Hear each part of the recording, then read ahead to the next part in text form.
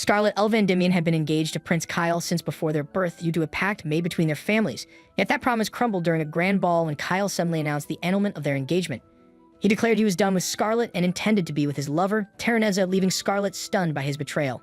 The guests applauded the new couple as Kyle announced his plan to marry Terraneza soon, and Scarlet couldn't comprehend how everyone could cheer for a man who had just humiliated his fiancée. The answer came swiftly when Kyle began praising Terraneza as a kind and intelligent woman while mocking Scarlet as emotionless. He declared that pretending to love her for the past 17 years had been the greatest shame of his life and that he was finally free. Refusing to yield, Scarlet reminded him that their engagement had been arranged by their parents, meaning he had no right to cancel it alone. Kyle, however, arrogantly claimed he could because Scarlet was allegedly a petty criminal who had tormented Terraneza out of jealousy. Terraneza then pretended to be a victim as Kyle accused Scarlet of bullying her at the academy. Scarlet dismissed the accusation, pointing out that this was the first time she had even met Terraneza since they were in different classes. Yet Kyle, never known for his intellect, failed to grasp her point and instead accused Scarlet of insulting Terraneza by emphasizing the class difference between the elite and the common students. Kyle accuses Scarlet, claiming that Terraneza told him how Scarlet bullied her, locking her in the toilet, pushing her down the stairs, and tormenting her in countless ways. Calling Scarlet a cruel villain, he continues his insults until she finally loses patience. Deciding she has had enough of his childish behavior, Scarlet tells Kyle that she no longer cares about the accusations and will accept the nullification of their engagement. Yet before ending things completely, she asks for one last favor. Kyle refuses, but Terraneza, confident in her triumph, urges him to listen so Scarlet won't have any regrets. Moved by her supposed kindness, Kyle praises Terraneza and asks Scarlet what her final request is. Scarlet slowly approaches, clenching her fist, and calmly declares that her last wish is to punch them in the face. Shocked, Kyle demands to know if she's lost her mind, but Scarlet doesn't answer. Instead, she delivers a flawless punch straight to Terraneza's face, one so perfect that even Muhammad Ali would have admired it. Behind that single punch, however, lies a long backstory. From childhood, Scarlet had a habit of hitting people. Every other week, someone would end up bruised by her fists. Her brother Leonardo constantly scolded her for her violent ways, but Scarlet insisted she fought for justice. Though Leonardo knew she'd have protected a commoner from a noble bully, he couldn't ignore the sight of her covered in blood. He reminded her that she would soon be introduced into noble society and needed to stop fighting and start behaving like a proper lady. Scarlet's greatest challenge began when she first met the insufferable Kyle during the ceremony, where he arrogantly declared that she would be his servant from that day onward. Knowing he was not only the second prince but also her fiancé, she forced herself to hold back the urge to punch him. That moment marked the start of her misery as Kyle continued to torment her with pranks and insults while she was powerless to fight back due to their family's ties. Even her father couldn't intervene against the royal family's influence, leaving Scarlet to silently endure years of humiliation. When she turned 15, she entered the National Academy with outstanding grades and quickly gained admiration from her peers. But her brief peace ended when Kyle, who attended the same academy, publicly announced that she would still serve him there as his slave. By then, Scarlet had grown used to his cruelty and faced his tantrums with a calm, unreadable expression. A few days later, Kyle barged into her classroom in a foul mood, berating her and demanding she buy him lunch. She apologized and agreed, but he wasn't satisfied. Instead, he dragged her away to punish her while his lackeys made sure no one told the teachers. Scarlet soon discovered that his rage came from being demoted to a regular class because of his poor grades, and he wanted to take it out on her. When he decided to cut her hair and show it off as a trophy, Scarlet's patience finally reached its limit, and she warned him to stop or she would report him to her family. Kyle insulted Scarlet's father, calling him nothing more than a lapdog for the royal family, which infuriated her to the point where she nearly sent him into the Shadow Realm. Before things escalated, the first prince, Julius, appeared and intervened, stopping the fight before it got out of hand. Unable to argue against his brother, Kyle left after being scolded, though Scarlet knew he would eventually return to trouble her again. She expressed her gratitude to Julius, who calmly replied that he was merely protecting his younger brother, then continued with light conversation that made Scarlet begin to admire his character. Aware that Julius was the strongest candidate for the next king, she understood why the corrupt nobles supported Kyle out of fear. However, admiration soon turned into envy when Julius achieved perfect scores in every subject, breaking her streak as the top student. Convinced of his talent and dedication, Scarlet's feelings soured when Julius casually admitted that earning full marks had been easy for him, making her furious and determined to surpass him. Yet when rumors spread that Julius had intentionally lost the next exam to make her happy, she became even more irritated and chose to ignore him completely.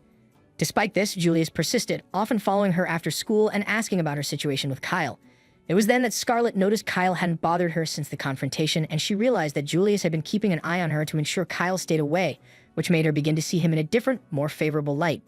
Julius suddenly began flirting with her, and Scarlet might have fallen for it if he hadn't called her an interesting creature. Stunned by the remark, she soon learned he truly meant it. He kept notes on her like a specimen, which is when her hatred for him began and she vowed to punch him and Kyle someday. Back in the present, that promise finds an outlet in Terraneza's face, With one punch, Scarlet sends her flying and flattens two others, prompting Kyle to freak out and demand what she's doing, to which Scarlet coldly answers that she was provoked by his cruel words and Terraneza had to pay. She then strides into the shocked crowd of nobles, each one corrupt in her eyes for celebrating the cancelled engagement, slips on the punching gloves she always carries, watches the nobles call guards, and immediately puts those guards to sleep with magic before beating the nobles one by one. They beg for protection and even offer slaves, though trade is illegal, but Scarlet judges them irredeemable, and activating her time magic to speed herself up, begins a furious blitz with fists rated E for everyone until all the nobles lie stunned on the floor. Only Kyle remains, already terror-stricken and wet himself, and as Scarlet prepares to strike him, Leonardo arrives too late. Scarlet's punch sends Kyle crashing into a wall. Leonardo was horrified by the sight of nobles lying scattered on the ground, while Julius found the scene amusing. Scarlet almost wanted to smack him but decided to hold back. She approached the two to greet them, and they immediately asked what caused her violent outburst. At first, Scarlet spoke like a machine, explaining that the nobles had committed unspeakable crimes and then tried to justify themselves, so she punished them. But when Julius asked for the real reason, she bluntly said they made her angry, so she knocked them out. Leonardo nearly had a heart attack, while Julius burst into laughter, saying he wished cameras existed so he could have seen how she beat them all. He joked that she should have waited for him before starting the fight, but Scarlet dismissed it as unreasonable. Leonardo began panicking about the aftermath, yet Julius reassured him he would handle everything. Suddenly, Scarlet felt dizzy and collapsed, with Julius catching her head before it hit the ground. 3 days later, she woke up to the sound of bells ringing in her head, realizing she had overused the power granted by Krenol, the god of time. As soon as she opened her eyes, a maid was on top of her with a knife. Scarlet calmly asked who she was, but the maid screamed for her to die and lunge at her, only for Scarlet to react instantly and punch her into a wall. Hearing a loud crash from his sister's room, Leonardo rushed in and was shocked to find that the first thing Scarlet did after regaining consciousness was punch someone. Relieved yet exasperated, he told her how worried he had been. After Scarlet freshened up, Julius entered and informed her that her engagement to Kyle had been officially annulled with both families' consent. Kyle had been stripped of his inheritance for protecting nobles involved in slave trading, and all nobles at the party had been arrested. Pleased, Scarlet asked if she too would be punished, but Julius assured her that she was too valuable to the royal family for that, though finding a suitor soon would be difficult. Then he shared unexpected news. Scarlet's bold actions had spread across the kingdom, and people now called her the Bloodstained Lady, a heroic figure who took down corrupt nobles with her own fists. Leonardo groaned at yet another terrifying nickname for his sister, but Julius reminded him there were more pressing matters. Many arrested nobles held key government posts, and the most troublesome of them all was the Prime Minister, Kyle's strongest ally. The king, already suspicious of Kyle's corruption, had formed a secret organization called CIO2 to expose it, an organization now led by Leonardo himself. Julius then summoned one of their agents, the first to infiltrate Kyle's faction and uncover critical evidence. The agent is revealed to be Sigurd, Kyle's subordinate, who immediately apologizes to Scarlet for his rude behavior. Scarlet sarcastically praises his convincing act, saying he deserves an Oscar, which makes Sigurd visibly anxious. Julius then gives her permission to punch Sigurd if it helps her move on, and Scarlet accepts but only gives him a light tap on the cheek, remembering how he had saved her multiple times while working for Kyle. Afterwards, she leaves, feeling liberated now that her ties with Kyle are severed. Her next goal is to confront the maid who once tried to assassinate her. The following morning, she visits the warehouse where the maid, Anaka, is held, only to find the maid's clothes abandoned. Suddenly, a wild cat attacks, but Scarlet quickly knocks it aside and realizes the maid is a shape-shifting beastfolk. She orders Nanaka to return to human form, and to her surprise, the maid turns out to be a boy determined to kill her. Scarlet notices a slave crest on his chest, forcing him to obey his master's will. She offers to free him in exchange for information about his master, and when he dares her to try, she takes it as consent. Pinning him down, Scarlet uses her powers to reverse the time on his slave crest. In this world, every human is born favored by a god, though only a few ever discover which deity blessed them and how to wield their divine gift. Scarlet, blessed by Krenol, the god of time, is highly valued by the royal family.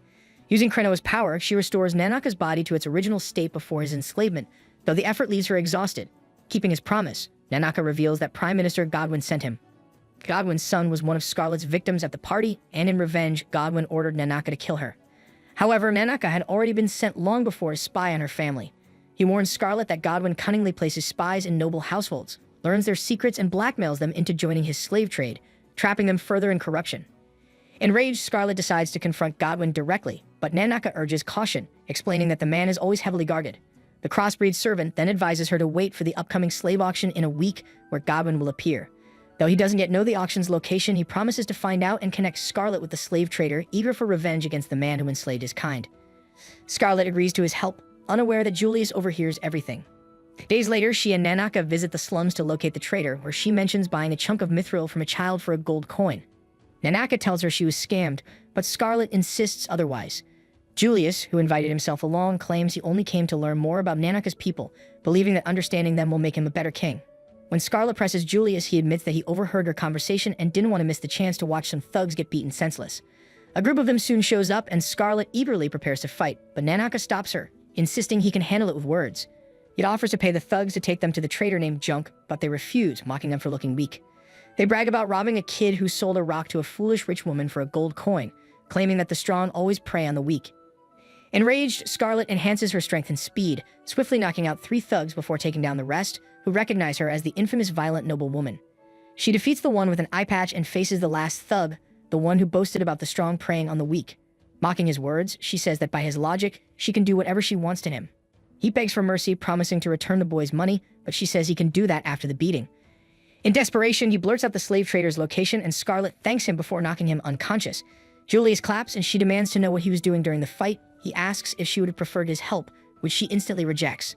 Fearing Scarlet might ruin things or that Junk could recognize Nanaka, Julius goes to question the trader himself. With quick bluffing and threats, he learns the location of the next slave auction. On the way back, Scarlet calls him a potential common, and he retorts that it's better than being a violent maniac.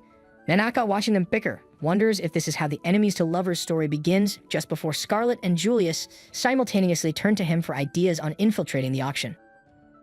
Scarlet visits Zatharan, a nobleman and the slave trader Junk had mentioned. Delighted to see a new customer, Zatharan still criticizes her for lowering herself to speak with a commoner like Junk when she could have asked another noble for his address.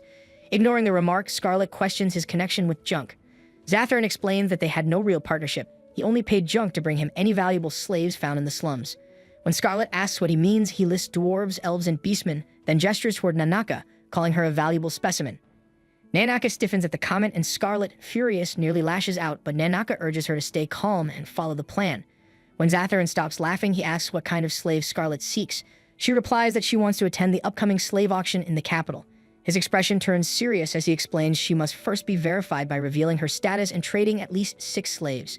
Scarlet offers him any amount of money, but Zatharan says it's not about payment. If she gives him the beastfolk servant, he'll take her to the auction as the daughter of a distant relative. Scarlet, furious but composed, forced a polite smile and agreed to give the slave just to enter the auction. Leaving the mansion with Nanaka, she was shocked by the open slave trade but relieved their plan had worked. Nanaka, surprised she hadn't used violence, teased her until she pinched him. On the way home, Scarlet asked if he was sure, warning she could remove his slave crest later but couldn't protect him while he was enslaved. Nanaka yawned, explaining the man seemed intent on auctioning him and would guard his merchandise, his way of attending for trying to kill her. As a nocturnal beastfolk, Nanaka transformed and fell asleep in her arms, and Scarlet carried him back to the inn where Prince Julius awaited. When she told him the negotiation succeeded, Julius was stunned she managed it without fighting, irritating Scarlet further when he joked about wanting to witness it. She ignored him, put Nanaka to bed, and stepped outside for air, only for Julius to follow, claiming coincidental business. At the market, an apple pie merchant offered Scarlet a free apple, and Julius joined, buying one too.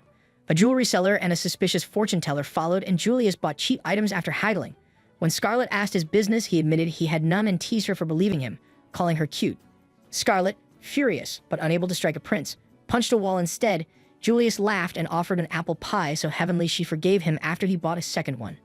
Noting his familiarity with the city, Julius explained he often skipped classes to explore. Scarlet remarked on the market's liveliness, recalling she had only ever bought bread before. Julius admitted he wanted her to see it, making Scarlet suspect he came just to show her around, though she wished he'd said so. Then he grew serious, confessing his hatred of boredom, that only twisted or ugly things had ever interested him, and that he was tired of pretending before foolish nobles who sought his favor. Julius noticed Scarlet, who ignored him, while his younger brother bullied her, so he approached her, offering to complain to his father if Kyle frightened her. Scarlet, however, responded with a creepy smile, calling it a joke, instantly capturing Julius's full attention, and he never stopped finding her intriguing. He confessed that most things bored him when he hated being bored, so he kept interesting things close, and none were more fascinating than Scarlet. Without warning, he leaned in and kissed her cheek, leaving her stunned, and explained it wasn't traditional romantic love, but he liked her and valued her deeply. That night, Scarlet sat alone, questioning if the kiss was another of the prince's tricks. The next day, she met Zatharan, agreeing to hand over Nanaka if he honored his promise. He accepted, but requested proof the slave was truly a beast folk. Scarlet, slightly annoyed, commanded Nanaka to transform, revealing a cat-like creature, which delighted Zatharan. Suddenly, a terrifying man with fang-like lower teeth entered, asking if Scarlet was the customer for the new slave. Zatharan confirmed, introducing Donovan as the beast folk slave she had brought. Nanaka glared at Donovan, who Scarlet realized was a half-human, half-magic beast, a lycanthrope. Donovan apologized for his slave's rudeness and ordered him taken away. Excited, he noted the beastman's rapid regeneration and snapped a metal collar around Nanaka's neck. Nanaka resisted, angering Donovan, who swung his barbed whip, only for Scarlet to catch it barehanded. She taunted Zatharin, offering to punish the slave herself, but he dismissed her, warning that defeating a former A-rank adventurer required knight captain-level strength. Confused, Scarlet asked why it mattered. Zatharin said he only worried for her. Donovan, however, declared it too late to curb his pride and tried to yank the whip, failing against Scarlet's grip. Zatharin insisted no girl could overpower a heavier man, but Donovan claimed he was serious. Scarlet then asked if Donovan would be auctioned. Zatharin said he'd be kept as a personal bodyguard and trainer, reassuring her he wouldn't lose value. Without warning, Scarlet flung Donovan into the air and punched him into the stratosphere, leaving Zatharin stunned while she ignored him entirely. Scarlet removes Nanaka's collar, noticing his bleeding, and heals him with magic, hugging him while urging patience before addressing the noble about the broken window. The noble insists she needn't pay and thanks her for disciplining Donovan, admitting he cannot manage it himself. At her inn, Scarlet finds a familiar carriage and her furious brother demanding explanations on the way to the capital. Seeing Julius inside, she curses him for failing to stop her brother from discovering them. At the capital, Leonardo drinks hard liquor while scolding Scarlet and Julius for risking their lives, but Julius explains they located the slave auction, easing Leonardo temporarily. He then reveals Prime Minister Godwin is organizing it, and panic spreads as Scarlet reports it's in 2 days, prompting urgent planning. Scarlet glares at Julius, who teasingly offers apple pie, enraging her for no reason. Leonardo presents his plan and orders her home, but she refuses, explaining her motives run deeper than revenge. She has long seen good people suffer while evil nobles thrive. Believing ordinary means can't punish greedy nobles, she declares she will handle them herself, standing to call selfish nobles the most satisfying targets to punch, which shocks Leonardo and amuses Julius. She insists, as a duke's daughter, she can manage, frustrating Leonardo, who fears their family's reputation. The looming threat of Empire officials at the auction makes Scarlet and Julius tense, as the Empire, ruled by ruthless dragon riders, has long opposed their kingdom. Leonardo notes the Air Force has contacted Godwin, who meets aerial army officials. Angered by Scarlet crashing Kyle's party, Godwin orders her elimination. A red-headed soldier flies off on his dragon, earning Godwin's rebuke for arrogance, when a girl suddenly points a strange gun at him, claiming it's a gift from goddess Palmia. Unfamiliar with firearms, Godwin is stunned when she shoots a vase. The girl, Taryn, Kyle's side companion, warns the weapon can kill even the deadliest foes and urges Godwin to use it in battle. The auction day finally arrives, and Zatharin greets Scarlet with visible nerves. He hands her a mask that can barely hide her face, and she thanks him with a smirk, knowing this will be the noble's final auction. As he leads her into the hall, Scarlet quietly reviews her plan.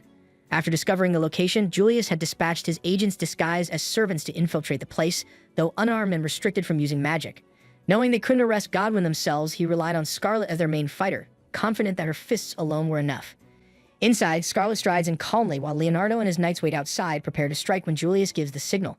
Though Leonardo trusts their setup, he silently prays. Scarlet restrains herself, fearing her temper might ruin everything. Meanwhile, Scarlet listens to the nobles' disgusting chatter about the slaves they desire, all eager for the night's main attraction, the shape-shifting beast folk. Suddenly, the lights go out and she collides with a man who quickly apologizes before leaving. The moment his voice reaches her ears, she realizes she's heard it somewhere before. The auction begins before Scarlet can think further, as the announcer steps on stage, presenting a one-winged bird woman that sends the nobles into a frenzy of bidding. Watching from the balcony, Scarlet struggles to contain her anger when Julius suddenly appears. She questions why he's there instead of leading the mission, and he explains he came to check on her. As she tries to leave, Julius follows, asking if she's found Godwin. She admits she hasn't, but has an idea where he might be. Julius urges her to hurry since the royal knights outside could seize her target first. Scarlet offers him a deal: delay their move, and she'll give him the spectacle of Godwin's defeat. Intrigued, Julius agrees but wants more. When she vows lifelong loyalty to the crown, he refuses, saying he doesn't want it for the kingdom. Gently holding her face, he tells her to swear loyalty to him instead. Scarlet smirks, saying it's the same since he'll be emperor soon, but Julius replies he's too impatient to wait. Scarlet hesitates, but the prince warns she won't get what she wants without swearing loyalty. Reluctantly, she pledges allegiance, pleasing Julius. Afterward, he asks about Godwin's whereabouts, and Scarlet says he's likely watching from the highest balcony. Julius suggests they hurry, but Scarlet insists she's even more eager to crush the corrupt minister. Meanwhile, in the prison, guards drag an elf woman away, leaving her daughter behind. The girl tries to follow, but Nanaka stops her, promising everyone will be safe as the slaves pray for deliverance. Back with Scarlet, she silently puts the guards to sleep, earning Julius' praise for her precise magic. She sulks, reminding him he once beat her in the academy, which secretly amuses him. They soon face a group of thugs, and Scarlet recognizes them as Godwin's private guards. Smirking, she calls them appetizers, slips on her diamond-studded knuckles, and defeats them effortlessly without even using Kreno's blessing. She then smashes through the door to Godwin's chamber, where he and his allies watch in shock, and declares with a grin that her fists have been itching to meet his face. Godwin is stunned to see her while his son bursts with rage, eager to settle his grudge against Scarlet. He fires a lightning spell, but Julius instantly cancels it using the royal ring. Panic spreads as Godwin recognizes the ring, a relic that only the Emperor and Julius should possess. The nobles freeze in fear, realizing their downfall, yet they try to convince themselves the blonde before them is an imposter. Godwin orders a special slave to be brought in, and Scarlet recognizes the beastman as Donovan in his feral form. Commanding Donovan to kill both Scarlet and Julius, Godwin's plan collapses when a new figure appears, slicing through the chaos. Scarlet identifies him as Sigurd, the man she bumped into earlier, who had been posing as Kyle's loyal subordinate to infiltrate the auction. Enraged, Godwin orders everyone to attack. Sigurd steps forward to defend Scarlet and Julius, but Scarlet pulls him back, declaring that the nobles are her prey and he's to fight only Donovan. Amused and slightly thrilled, Sigurd agrees as Scarlet unleashes her fury, hurling nobles through the air, her grin terrifying everyone who dares approach. In her wild rampage, she sends several crashing over the balcony, leaving no doubt who owns the battlefield. Leonardo rushes inside after not receiving the prince's signal, only to be shocked by the bloody scene before him. Scarlet stands proudly among fallen nobles, making him think she's gone on a killing spree, but she calmly says no one's dead. She holds back. They then see Sigurd barely holding out against Donovan while guests flee in panic. Worried some might escape, Leonardo suggests mobilizing the knights, and Julius agrees, though Scarlet protests she hasn't beaten Godwin yet. Julius orders Leonardo to send knights after Godwin anyway, assuring Scarlet she alone gets to punish the Prime Minister. Leonardo, confused, demands an explanation, and Julius says he made a vow to Scarlet. Leonardo misinterprets it as wedding vows and gets emotional, thinking his sisters finally found love, leaving Scarlet puzzled. Julius sighs at their misunderstanding and signals the knights outside. Regaining composure, Leonardo activates his clairvoyance and locates Godwin and his son heading to the roof, right as a dragon appears above it. Julius confirms his suspicion that Godwin was working with the vanquished Empire's dragon riders and urges the group to move before he escapes, but they're still stuck in the basement. Scarlet kicks off her shoes, orders Leonardo to free Nanaka and the others, then activates her acceleration ability, sprinting up the stairs, rebounding off walls, and crashing through a window to reach the rooftop in seconds. Despite the strain, she refuses to stop when she spots Godwin and the dragon. On the roof, Godwin and his son arrogantly demand the dragon rider dismount and fight them as equals. Enraged, the rider insults them as worthless humans and commands his dragon to attack, but Scarlet drops from above, blocks the massive tail, and warns him not to touch her punching bags. She crushes Godwin's son underfoot and tells Godwin he's next, but before she can move, the stunned dragon rider jumps down, amazed she blocked the attack barehanded. Pulling back his hood, he kneels, confesses his love, and proposes, only for Scarlet to reject him coldly and send him flying with a single blow. Scarlet slams Alflame's head down and hits him with all her strength, enduring his knee blows to her face. Alflame pretends to be fine but soon feels dizzy from her kicks, realizing he's concussed. Stumbling but still determined, he begs her once more to leave with him, claiming the kingdom of weaklings isn't worthy of her. Tired of his nonsense, Scarlet grabs his collar and uses her power to fling him back to his kingdom. Turning to Godwin, who's trembling in fear, she listens as he apologizes for trying to kill her and for helping Taran ruin her engagement with Kyle. Shocked by the revelation, Scarlet demands to know if he aided Taran in humiliating Kyle. Godwin nervously admits he only followed Taran's plan. Seeing her interest, he tries to bargain for freedom, revealing that Taran was summoned from another world by the goddess herself. Unsure whether to believe him, Scarlet pauses, unsettled by the revelation. Scarlet believes fear has turned Godwin into a senile old man spouting nonsense to save himself. She refuses to believe his claim that Taraneza is a girl summoned from another world by a goddess and decides he deserves punishment. Godwin tries to bargain, offering her anything she wants. After a brief thought, Scarlet says she wants a human punching bag with shifty eyes, a pointed nose, and padded clothes. Godwin agrees, until he realizes she's describing him. Smirking, Scarlet activates Kreno's power, slowing time 100-fold so only she can move freely. She unleashes a flurry of punches, striking him for every person he exploited, every slave he sold, for Nanaka's ruined life from her own attempted murder, and simply because she wants to beat him senseless. When her spell fades, Godwin is hurled away by the accumulated force. Scarlet bows gracefully before collapsing from overusing Kreno's power, her hair darkening at the tips and her hands bleeding. Fearing her brother's disappointment, she loses balance, but Julius catches her and heals her, remarking that if he didn't know her, he'd never believe a human fought here. Soon after, Leonardo and the others arrive, worriedly asking if she's all right. They wonder where Godwin went, and she explains he just passed through the wall. Scarlet had underestimated the old Prime Minister. He was still on his feet. Jumping down, Godwin drew the pistol Taraneza had given him and fired at Scarlet, but Julius threw himself in front of her, taking the bullet. Everyone froze in horror as Godwin laughed, pleased to have removed one obstacle. Enraged, Scarlet charged at him, slamming him to the ground with a single punch. Godwin smugly declared that her attacks were useless, protected by a gift from goddess Pomea. Foolishly, he showed it off, and Scarlet instantly tore it from his hand before breaking his nose. Declaring that he must atone in the afterlife for killing Julius, she struck him with all her strength, sending him flying. Believing her vengeance complete, she told Julius to watch over them from heaven, only for him to cough and reveal he was alive, saved by Leonardo's healing magic. When he teasingly asked if she was disappointed, she smiled in relief, glad he survived. Soon after, the nobles were arrested, and though Godwin lived, he was utterly defeated. Scarlet rested in her carriage, content after settling the score. Meanwhile, in the vanquished empire, Prince Alflame hung stuck in a tree, waiting as his friend came to rescue him. He kicks the tree, knocking Alflame down before helping him to his dragon. Alflame groans that his bones might be broken, but his friend laughs, saying that's impossible for someone with the toughest body on the planet. The red-haired prince admits he was blasted from another country and probably used up all his luck surviving. They reach the dragon and take off, and on the way, the blonde teases if Alflame got to play with his toy.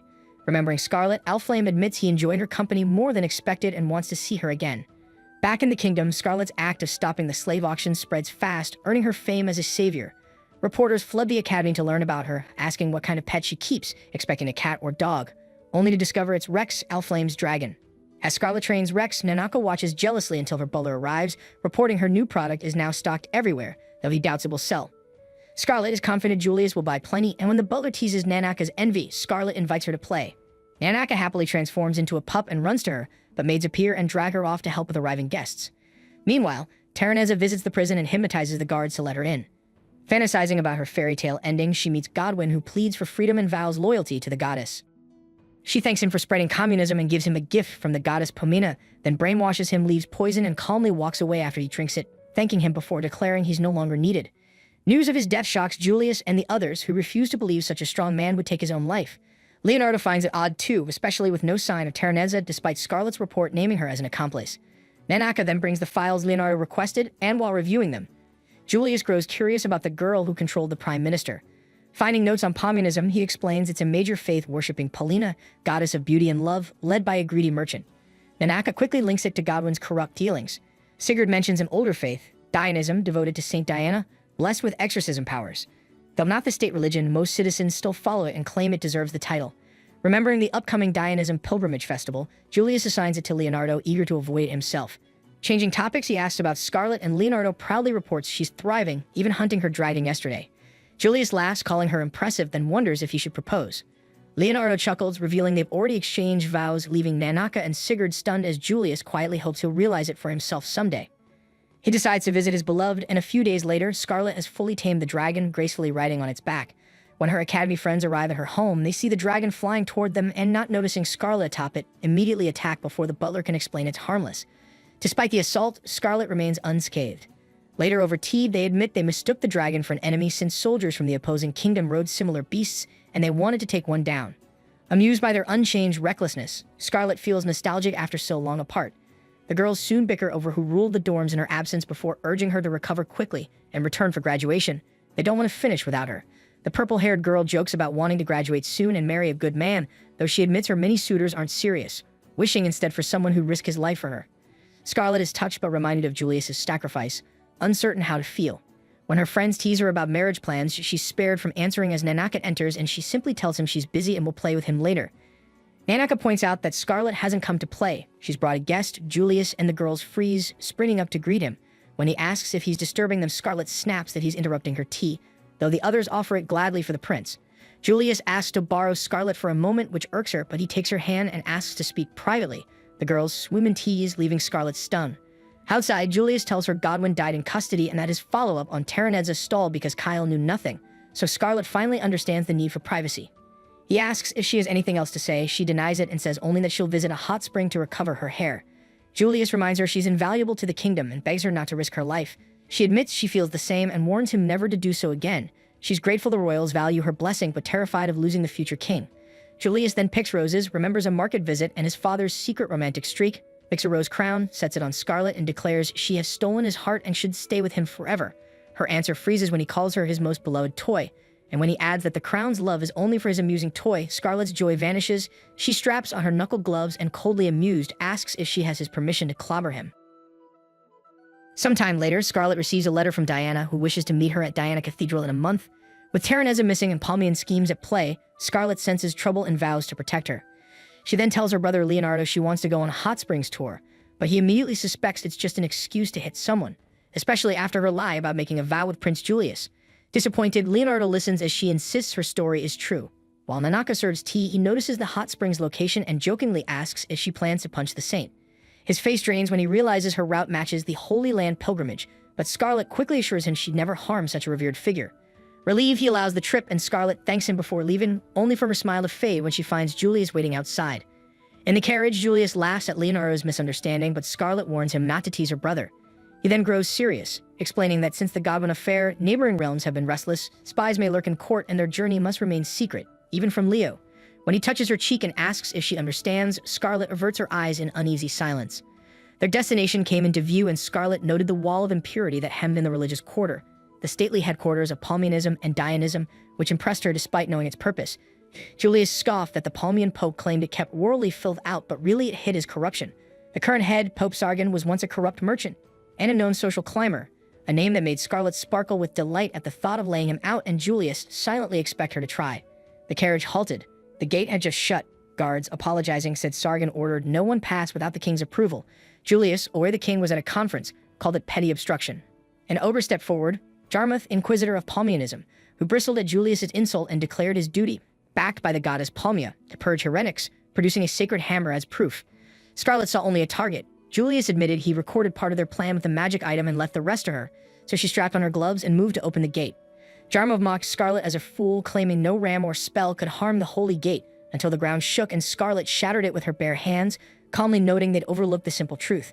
The gate opens by pushing, not pulling. Everyone now saw her as a monster, which she teasingly called rude toward a lovely maiden, and Jarmuth realized she was Scarlet Elven, the bloodstained lady, causing the guards to flee. Angered that she had deceived Minister Godwin, he raised his weapon. Scarlet grabbed a guard's spear, but before she could use it, Jarmuth attacked, mocking her for thinking a spear could stop his flail, only for her to knock the spiked ball back into his stomach with a single strike. He coughed blood and fell but rose again, claiming no wound could hinder his mission while his pendant healed him. Tired of the trick, Scarlet punched him skyward, joking that pigs could fly, a saying only she could make. The Holy Order of Diana arrived, led by Paragus, who greeted Scarlet warmly and explained they had been quelling Palmia riots. Scarlet sensed their anger stemmed from Dianism's growing unity, while Julius suspected deeper motives. Backslash, as Paragus scolded a tardy soldier, the man froze, entranced by Scarlet's beauty, asking where she had been all his life. Julius stepped between them, admonishing the knight for manners, and Paragus promised to beat sense into him. Afterward, the man introduced himself as Dios Westwood, head knight of the order. Julius remained stern, and Scarlet noticed Dios seemed uneasy around free spirits. She politely introduced herself, but Dios boldly declared his love, asking her to be his girlfriend.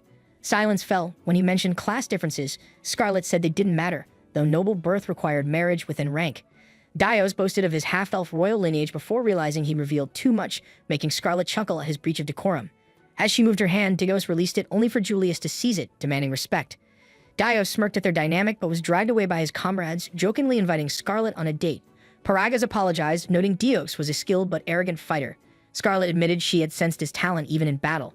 She then asked Julius when he would release her hand, and after a brief silent look, he stepped back. Julius apologized for his rashness and left before Scarlet could question him. They soon met Street Diana, where he requested a private room to discuss the pilgrimage in secrecy. Inside, he reconsidered having a chaperone, only for Diana to burst in, joyfully calling Scarlet her big sister. Scarlet hugged her warmly, but Julius pulled Diana aside, reminding her to greet him too. Horrified at the touch, Diana demanded release, rejecting the chaperone idea as a waste of time better spent doting on Scarlet. Julius teased her lack of saintliness, prompting her to cling to Scarlet again and ask for the black-hearted prince to be scolded. Amused, Scarlet urged them to begin. Julius explained the Holy Land pilgrimage's history. 300 years ago, a girl with exorcising powers placed holy gems in the 4 directions to form a barrier against monsters. After her death, the barrier weakened until Diana purified the gems and restored it. The king built a cathedral honoring both, and whenever the barrier wanes, a new girl with exorcising powers arises as the next Street Diana. Julius remarked dryly that the girl before him was the new Street Diana, suspecting the saints of old must be turning in their graves. Irritated, Diana asked if he mocked her humble origins, but Julius ignored it, stressing the pilgrimage's importance in purifying the gems and renewing the barrier, which would begin in a few days. Diana complained about the exhausting parade, but Julius reminded her the people must see her alive and dignified, especially since she had lost her powers. Scarlet noticed Diana's brief sadness but smiled, agreeing she must do her part. She asked if Scarlet was staying over, and when confirmed, she excused herself cheerfully, promising to talk later. Julius called her bluff, and Scarlet told him to show kindness. He admitted his carelessness, leaving her to think that despite his strengths, he still couldn't grasp a woman's heart, perhaps weighed down by the pilgrimage. That night, Scarlet spent time with Diana, who admired tales of Scarlet punishing wicked nobles and hoped to grow strong, beautiful, and independent like her. When teased about young gentlemen, Diana scoffed at their bossiness but admitted Prince Julius looked fine. She vented about his constant teasing, punching a pillow, and vowed to make him pay, then flopped onto the bed, dreaming of a silver-haired, blue-eyed prince. Scarlet doubted such a combination existed. Their conversation ended when a maid reminded Diana it was bedtime. Diana begged Scarlet to stay, claiming it was allowed as Saint Diana, but Scarlet gently refused. Diana accepted, asking to be called Sonia, her private name. Though disappointed by the maid's interruption, her eyes sparkled at Scarlet's good night. Scarlet recalled Diana's earlier despair over losing her saintly powers and reflected on the god's cruelty, hoping the ceremony would go smoothly. On the day, Diana restored hope with the purifying chalice, and Julius declared the pilgrimage a success. Scarlet noted the crowd's support eased Diana's nerves, but cannon fire suddenly interrupted, sparking chaos. Scarlet leaped from the carriage, traced the attack to Palmian Cathedral, grabbed a polearm from a statue, shattered the monument, and declared it was time for her own festival, a festival of blood. If you're enjoying the journey of this series, please hit that like and subscribe button and turn on that notification bell so you don't miss any updates. All of your support helps me to keep bringing more high-quality recaps.